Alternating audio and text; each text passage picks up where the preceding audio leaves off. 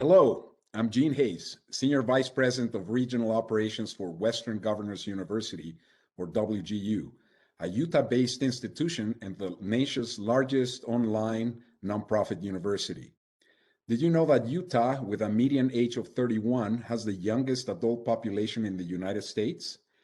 This is just one of the factors that point to the need for more adult learning options for Utahns who seek post-secondary education but are balancing work, families, and other life events. In fact, more than 370,000 Utahns have some college but no degree, a critical segment that needs to upskill and reskill to advance in their careers and support our workforce needs. The recent legislative session produced pivotal initiatives aimed at increasing adult learning options and expanding access to state-based financial aid, while also resulting in WGU pledging $1 million in WGU scholarships to support adult learners in Utah. To provide more context on how recent legislation and new initiatives will support adult learners in Utah, WGU has partnered with leaders from the state for a virtual briefing. We are pleased to welcome our panelists, beginning with Utah System of Higher Education Commissioner Dave Wolstenhume. Dave became Commissioner of Higher Education for USHE on July 1, 2020, after serving as the interim commissioner since July 2019. Previously, he served as Vice President of statewide campuses for Utah State University and as the Utah Commissioner of Technical Education, where he was the CEO for the Utah System of Technical Colleges, providing state-level leadership and oversight for the 8 technical colleges. Also joining us from USHE is Nina Barnes. Nina was appointed in 2012 as the Vice Chair for USHE and previously served on the Cedar City Council from 2005 to 2013. She owns and operates several businesses and is involved in various community affairs, including Real Women Run and the Utah Summer Games.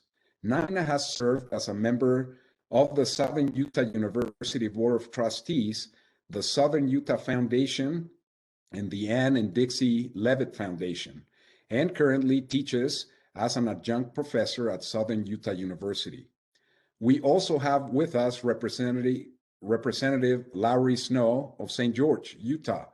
He has been a member of the Utah House since 2012 and currently serves as chair of the House Education Committee and as a member of the Education Appropriations Committee and the House Judiciary Committee.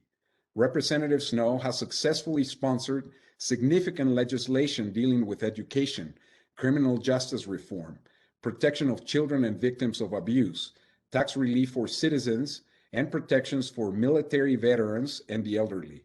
He has lived in Washington County for over 40 years. Rounding out the discussion is WGU student and Washington County resident Israel Sanchez. Israel earned an associate degree from Utah State University and is pursuing a bachelor's degree in business, healthcare management at WGU. He works part-time at Costco Pharmacy and serves in the clergy for his church. Like many adult learners, he is married with 2 children, a boy and a girl, and juggles family, work, and community commitments while pursuing a degree. Israel's goal is to advance to a career in a long-term or short-term healthcare facility after graduating. We are honored to have all of you with us prior to Governor Cox's ceremonial bill signing today to commemorate new education initiatives that resulted from the 2021 legislative session. Let's jump and start with you, Commissioner Wolstenhume. The pandemic's adverse impacts on K-12 and post-secondary stakeholders alike, including students, institutions, and governments, have been well documented over the past year. But now, as we start to see the light at the end of the tunnel, I would like you to reflect on a positive outcome for higher education that was driven by the pandemic, and then tell us why. Commissioner, Utahns should be optimistic about post-pandemic education and career opportunities. Yeah, thanks, Gene, and thanks so much to WGU for having the System of Higher Education with you today. one of the things that we do know, and I think it's become very apparent through the pandemic, and I think it's opened our eyes to a lot of different things. It's going to take all of us, right? It's going to take all of us to provide what we need to provide as far as education in the state of Utah to really reach out to those many adults that have some college, no degree, some college, no certificate. And that population weighs on my mind heavily, is how do we reach out and make sure that we can help those individuals get finished. I think the example that you showed or spoke of Israel, our student that's on with us today, and these students are always the best part of these panels, by the way. So that's a perfect example of an individual that started at Utah State University, got their associate's degree, and now moving over to Western Governors to complete what he started, which gives him an opportunity to do that, being a family member, and being involved in so many different ways of life.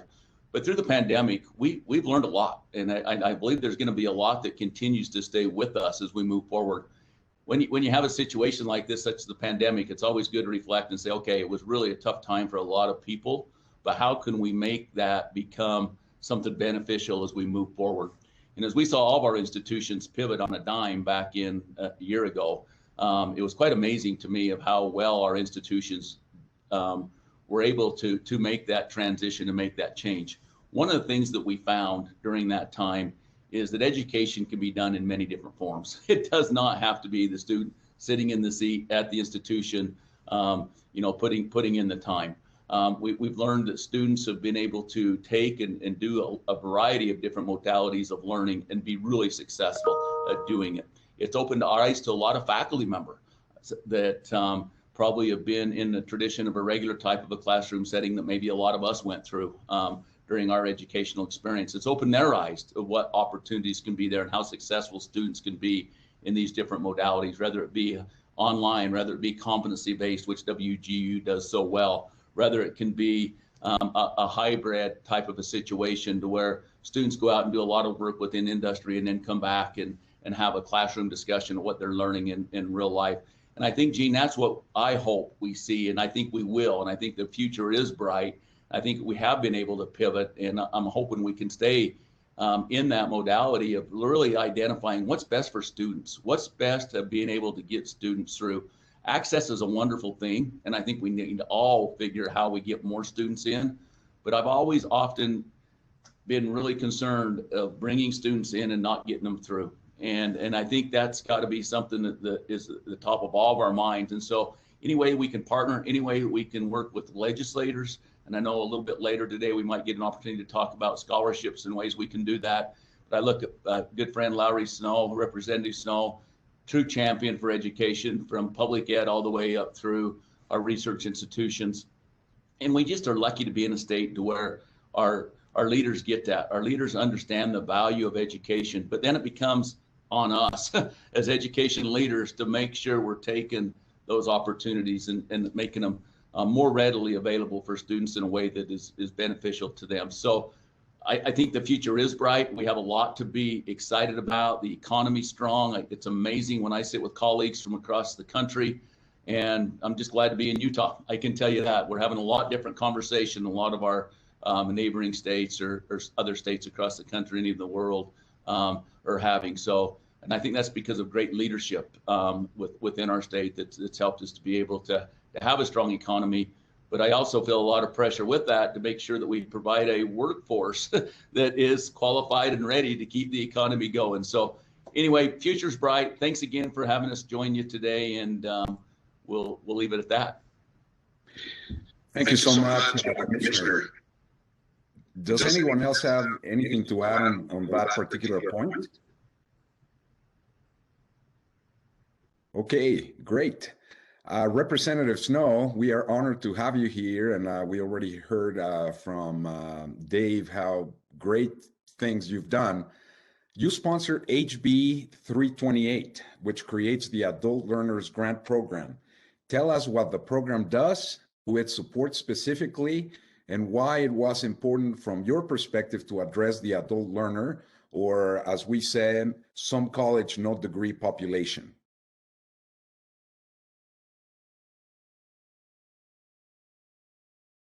You are muted, Representative.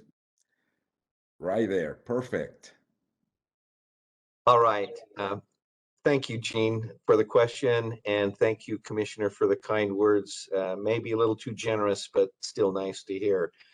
Um, I'm really excited about not just running the bill, but about what this potentially opens up for our state, both in terms of individual achievement, but also in meeting the labor needs, the workforce needs of our state. What this bill did was focus on that group of our citizens that are that are 26 and older, who already have some college credit or credit towards obtaining a certificate, but for whatever reason were never able to finish. And the remarkable thing about that is, as I looked at the numbers that were given to me, it's a very large group of our population, something like 370,000 who fit within that definition.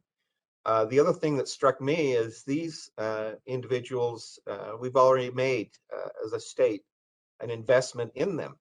Many of them attending our campuses, many of them having received financial help.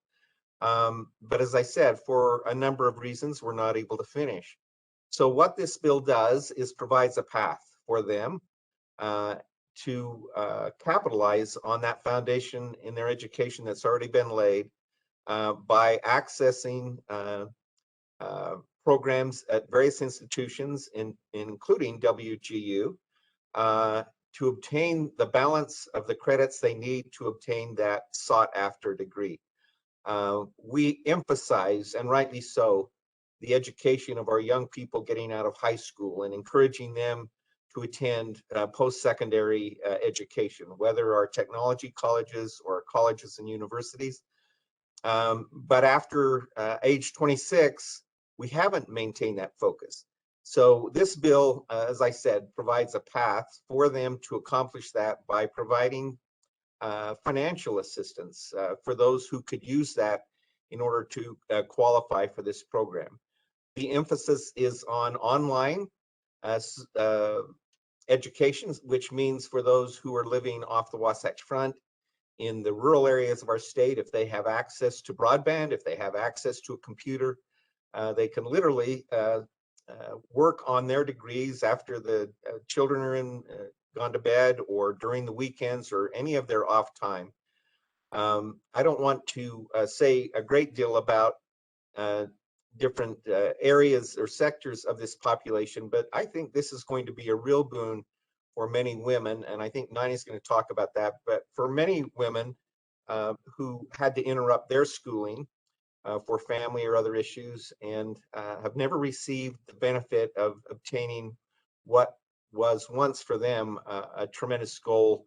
And so it's not just about what we're able to do for them and for the labor force, excuse me, not able to do for the labor force, but also for the individual. Thank you, Gene. That was fantastic. Thank you so much. WGU is honored to have worked closely with you and other stakeholders in the past legislative session to help make the Adult Learners Grant Program a reality. So thank you again. Nina, I'd like you to start us off on this one. Utah is experiencing a variety of dramatic changes, including population growth, demographic shifts, and a growing need to increase degree attainment of first-generation, low-income, and adult students to meet the state's workforce needs. Expanding access to more state-based grant funding is one critical element to achieving that. And the Higher Education Scholarships Amendments, or SB 136, was passed this year to do that. Can you tell us how the reforms will simplify requirements and expand eligibility for more Utahns? Yes, we are so excited about these steps forward as we look at scholarships and funding and access throughout the state of Utah. And so this has been really intentional work that's been happening. And the idea is this, well, let me back up and start a little bit. When we talk about this, Utah's the highest in the country with students with some degree, but no, with some education, but no degree. And I think we really have to break that down and look at what does that look like? Who are these people? because when you break down and look at that profile and what that body looks like, then we really can start assessing what the needs are and why they took that exit from their education, and then what they need to get back that on ramp. But I think that's what we're talking about today, is life happens. It's perfectly natural to make that exit, but then we also need to make it equally easy for them to get back on the on ramp and complete their education. And so we know that affordability and financials are a huge part. Even though we're proud in Utah, our tuition is some of the lowest in the country, and we really need to own that and remind ourselves that we're really doing great work in that area. But affordability still is significant. Often the off ramp for many of these folks is because they're going to get one of them through school, and oftentimes we see that as the male or the husband. And we know 2/3 were higher than the country, 2/3 more likely to be married in our undergrad than the rest of the country. And so figuring out a way to improve this scholarship funding, make it simpler, make it more accessible to that particular population who really, really needs it, is critical. And so I'm really proud of that legislation and that work on that. Thank you, Nina. Very well said. Okay, let's move on. Israel, it's a pleasure to have you here. As a WGU student with a family and full-time job, what are the biggest challenges that typical adult learners face when returning to degree programs, and how does online learning alleviate some of those issues? Thanks, Gene. First, I want to thank you guys for the opportunity to be here. It's been a pleasure. So for me personally, schooling has always been kind of difficult for me. I've literally been working on my bachelor's degree for around 15 years, taking anywhere from real estate classes to psychology classes to culinary arts. And I feel like I have a doctorate in randomness. I've been working at this for so long, and then I've taken a break a little bit. And so when I first considered going back to school, I wondered, how can I get a degree? Like, I have a family now. I'm 33 years old. How can I afford to do this? How am I going to find time? Can I go to a campus amidst everything else I was doing? I was working full time at that time. And then how can I give time to my family and everything else in life? And online learning helped open up a lot of doors and remove those barriers that allowed me to, be able to do homework before I went to work, after I came home, late at night. I could schedule my tests at my convenience. It wasn't just at a specific time. And because going to a campus for me at the time wasn't ideal for me. It didn't really fit into my schedule. And so the thing with the online learning I have really enjoyed also is that it's tailored with the student in mind. They want you to succeed. They want you to earn your degree, and they provide so much help to you. My mentor, Susan Williams with WGU, has been so helpful and so kind to me. She's been persistent with me in helping me set goals and encouraging me to push myself. And that thing has been giving me dedication to finish this degree. And so, just being able to learn at my own pace has been very helpful. And I really like also with WGU that you have a writing lab if you have difficulty writing, which I struggle sometimes, and they're willing to help you and finish those papers. The tuition is a lot more affordable. And recently my wife and I, we became debt free. We've been working on paying that off, paying some student loans, and I'm planning to graduate debt free, and online schooling has allowed me to keep those life responsibilities. So about 1 year from now, I'm planning to graduate with my degree in the healthcare administration area. And I couldn't be more excited and grateful to finally finish that. Israel, that's inspiring, truly, and I'm sure that many others would feel the same. But you have shown us that through good goals, anything is possible. Thank you so much. Representative Snow, let me go back to you. To follow up on the points Israel made, the Adult Learners Grant Program is specifically designed to support students who are enrolled in eligible online programs. Do you have anything to add from the legislature's perspective regarding the importance of expanding and embracing online post-secondary options moving forward? Gene, thanks again for that question, because I was sitting here thinking about, as I listened to Israel, his situation, his example. is really what this legislation is designed to do. Let me just say, in answer to your question, in my opinion, this is just the start. This piece of legislation is only the beginning.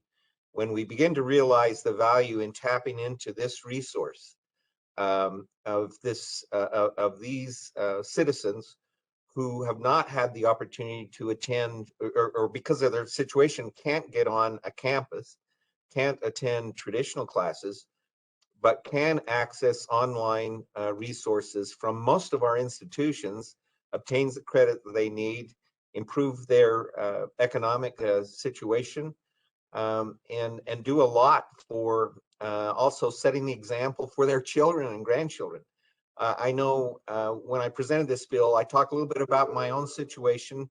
I should say my wife's situation. Nina talked about the women who interrupted their post-secondary to support their husbands. And that was true in our case. We married when I think she was a sophomore at Brigham Young University, and I was, I think, maybe a year ahead of her. But we began our family, and it required her to stop, interrupt that so she could support me through undergrad and eventually through law school. She finally was able to go back and finish. And by the time she finished her degree, we had 6 children. But I've often said one of the proudest moments of my life was with her at graduation at Brigham Young University, with all 6 of our children there as well, witnessing that. Her example, how do you value the example of mom recognizing the value of finishing to the children and to the next generations as well? So that's important, and that's why I say this is really the beginning. In Utah, the labor that we need, it turns out we have to import a lot of that labor from out of state in order to fill those jobs. But this gives us a chance to invest in the folks who are already here and to help them obtain their certificates, their degrees, empower them, and help fill that labor need with our own folks. So I really do, Gene, honestly feel like this is just the beginning. When we see the outcomes that are going to be generated, like from Israel and others, I think it's going to catch on. Representative Snow, I think you're gonna make me be fired as a moderator, because as you started telling your personal story, I started getting a little bit teary-eyed, which was a no-no that they told me. But I would say that there are a lot of people who are exactly in that situation, right? I want to focus now specifically on those 370 Utahns who may be considering returning to post-secondary programs. Nina and Commissioner Wolstenhume, many of these prospective students are presumably worried about numerous perceived barriers, financial, time-related, family, etc. What are stakeholders doing to better understand those barriers in order to more effectively address them? Yeah, thanks, Gene. And this has been a fabulous discussion so far, and I hope we can have many more with our partnerships between the System of Higher Education in the state of Utah and WGU and other education partners in the state. But this is something that we're very concerned about. And it's something that within our new strategic plan that the board will be adopting in May is really focused on what do we do to remove some of these barriers of these 370,000 plus students that we need to make sure that we attract and we're able to get them through the completion. One of the things that I'm really excited about is to have the state aid, and as Representative Snowbill is going to help us to allow to provide scholarships. But we know that scholarships and tuition is not the only barrier. And Israel talked a little bit about this. They have families, right? They also have, some of them are underemployed, so they're working 2 or 3 jobs to make sure they're paying for their mortgages or for vehicle payments or whatever it may be. Maybe housing that becomes an issue for them. Especially in today's market. So what we've been doing is working with Department of Workforce Services, other state entities to really look at all the different resources that are out there that are available for students. Because while tuition is probably a big barrier, it's not the only barrier. These other barriers we've got to work through with these students to make sure that they have what they need to be able to perform and to perform well when they get into school. So we're really focused around this. Do we have I'm not sure we have the silver bullet, but I know all of us working together, we will find a way for these individuals, if they have a desire to jump back into education with flex schedules. We know that not every student's going to be on our campus, as Representative Snow and others have said, that can be there from 8 to 12 every morning and be in class. So we're looking really closely of how do we take all the online offerings that we have at all of our institutions and bundle them up and be able to put together some completion program for students to complete. One of the things we've also asked and are looking at doing is to take some of the federal money that we've just received and put that into a completion program where we're reaching out to students that maybe only have 20, 25 credits left and do a real calling campaign and trying to find a program that put them together. And that may be in partnership with WGU. It may be in pulling in all our other resources, much like what the situation in Israel's at, to be able to say, how do we obtain those additional 20, 25 credits, especially while we have some of this federal money available to us, to be able to do that over the next couple of years and get a good portion of those students completed. So just a few things, and we can have Vice Chair Barnes of the State Board visit about that as well. Thanks, Commissioner. I'm so excited. What we're doing within our system is really amazing. And I've been there, as you mentioned, a lot of years. And I don't think I've ever been as enthusiastic as I am right now about when we talk about access and completion and affordabilities, which are our three big pillars, how they just feed into each other. We can't accomplish any of them if they're not together in this perfect triangle. And that this access piece is really real, as well as completion, because we know the barriers to completion is where we lose them, and that's the population we're talking about. We also know when we throw on this number, 370, 380,000 students, we know half of those are female. And this bill has really forced us and provided this opportunity for us to really talk about gender in our state and about how many of our women are not completing. And when you look at some of the data, we know that women, this population is the greatest to be living in poverty, older women, in the largest growing area. We know that more women in Utah are becoming single and on their own. And we know that more women are clustering in low-paying jobs. And so this really provides an opportunity for women and rural folks to really address these particular barriers that they face. And one of my favorite quotes from Aline Walker is her talking about going back to school and getting her degree. And she said, I got my degree between 1 a.m. and 3 a.m. And so with her, 7 or 8 children. And I think this is just a reality for so many people, men included, where childhood care, which is kind of a new barrier that we've started talking about in our system, is the biggest barrier. And if they can be flexible, if they can be rural, if they can have access, that we can reach out to those marginalized communities, which are in that great big number. So I think that's really, really exciting that we're having these conversations, that this bill, one, provided this, but also the ongoing of what's the snowball, what's happening in this conversation, and are we really going to now address access, affordability, and completion, and what that does to just, as we invest in that, to marginalized Utahns, and how that's just going to build this better economy and citizenry. Gene, if I could jump in and have one more comment, and I would probably be, wouldn't be appropriate if I didn't mention this, is Lieutenant Governor Deidre Henderson has a what they're calling a returnship initiative with Learn and Work, and that's money, federal money that's been given to Go Utah and to the system of higher education and other partners to really look at those individuals that are underemployed or unemployed at the time, to be able to jump back into a program, short-term type of a training program, to skill up, if you will, or to get the skills needed to jump back into a career, or to pivot in their career if that's what's needed. Within the industry they're currently at. And so that's going to be kicking off June 1st.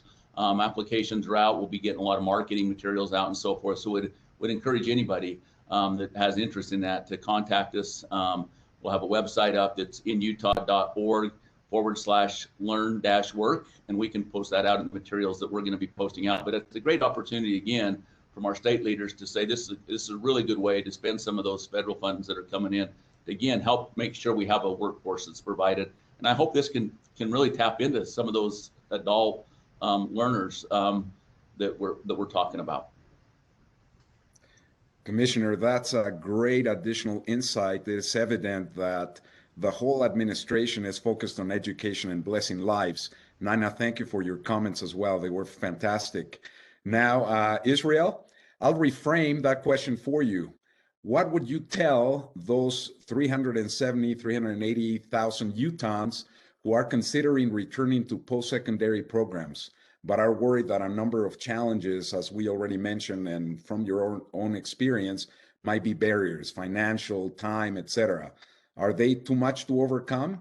Why, from your perspective, does the reward outweigh the risk? So that's a great question. My dad, I'm a second generation college student in my family. My father, he was the first one to graduate college, but he always tells me, you need to improve the next generation. We've done as best as we could to raise you guys and to improve this generation. And you have to be willing to sacrifice for your children and those who have gone on before you. They've sacrificed so that you could be where you are today. And I owe my life situation to those who have gone on before me and given me an example of persevering and seeking to learn and grow. I think back of my grandparents and how I have more than what they have. And her parents, they lived in a 14 by 14-foot house in Mexico and with 15 children, and they had a stove outside. That was their situation. They've given so much sacrifice to improving that generation. And for me, the sacrifice required to improve the next generation is always going to be worth the risk. So whatever the situation that people are in, that I've been in, it's been so worth it to improve that. And if you want that degree you've wanted, if you wanted to change your family tree, if you're willing to pay the price, you'll be able to bless the lives of your own family and so many others who need your talents and abilities in the workforce. And I look forward to being able to be that change and example for my family and for others who I'll come in contact with. Israel, thank you. That was fantastic and inspiring. As we wrap up, does anyone have anything to add to the topic or anything else that the panelists would like to share in the last closing minutes?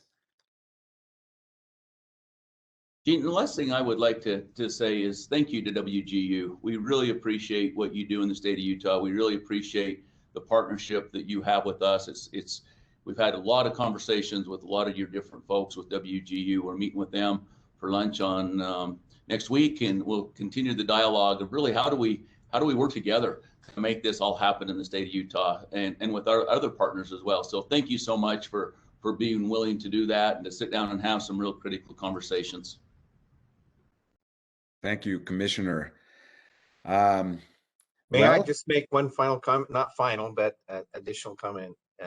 The Commissioner made me think about this and about his comments about pandemic. And one of the positive outcomes, even as bad as this has been, is developing new tools, new ways of delivering this education product to our citizens. And I just want to follow up with what he said about WGU. I've learned a lot about WGU as I've moved through this legislation. And one of the things that I think is so great about your offering is your alignment of your offering with the labor needs in our state. Not just because that makes sense to fulfill those labor needs, but it makes sense for your graduates to find jobs and an advanced opportunity when they complete their degrees. And thanks for all that you do for our state and our citizens. And I won't repeat my words about this is the beginning, but I think it is the beginning. And I think WGU and our institutions that provide these resources and what the Commissioner says about retooling to look at how we do a better job of delivering those. It's really exciting. So hope you don't mind me adding comments. It's hard for a politician to walk away from a mic, so I hope you understand. That was fantastic. Thank you so much. All right. Let me just finish this by thanking Nina Representative Snow, Commissioner Wolstenhume, and Israel for your insight and analysis. It's clear that education stakeholders across the state of Utah are hyper-focused on creating new pathways to opportunity for all residents who want to advance in a career and contribute to our evolving workforce, including many adult learners who previously didn't think they had a viable path, or even from Israel's story, he hesitated for a while. WGU is proud to be partnered in this endeavor. We have 8,500 students and almost 17,000 graduates in Utah, and are committed to working with stakeholders to ensure that all Utahns have flexible, affordable post-secondary options. To that end, we hope you will celebrate with us and our partners as Governor Cox prepares to host a ceremonial bill signing highlighting all education-related measures from the 2021 Utah legislative session. If you would like more information on any of the topics discussed in today's virtual briefing, or would like to speak with any of our panelists, please use the email address on this landing page to connect with us. Thank you for tuning in, and feel free to visit this page again for on-demand viewing of today's conversation. Thank you so much.